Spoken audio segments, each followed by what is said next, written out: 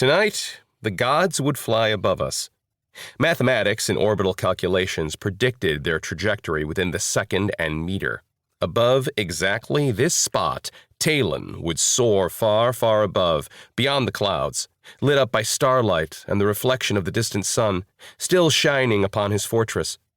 The scale of the flying fortress was truly immense. Even with the naked eye, we could see the structure, flying high enough in orbit of the world that the sun would shine on the metal structure unobstructed, making his fortress look like a glowing white spot in the darkness. I'd heard, and read, that the effect was like what lit up the moon, the only other celestial object. T-minus 3 minutes. The comms pinged. Scavengers huddled around 2 lines of power cells, kept upright in the snow a good distance from the resting airspeeder. Many knelt in reverence, some holding out different trinkets, beads, sigils, and rope figures depending on family traditions.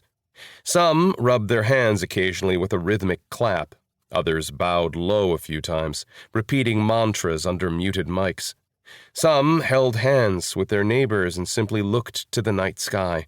They had dedicated one comm channel to songs. It had been 2 weeks since I'd crawled out of the underground and back to the surface. I'd spent most of my time half asleep on a bed, and the other half talking mad scrap shit with Teed or playing games of cards. They kept me on painkillers for only a few days, and then weaned me off of them. Those were the worst days of my life. Pain was almost always a constant, especially during the sponge baths.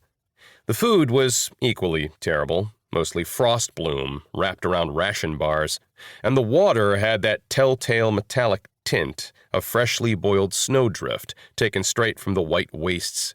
That was all unavoidable, of course. Most of the crew had thought we would return straight away to the colony. They hadn't expected the expedition to be extended, so the food rations had been limited. The morning after I'd escaped the underground, Lord Attius had dialed in a new set of coordinates, the ones Suya had given us deep in that bunker, though to the rest of the crew it was simply deathless being deathless.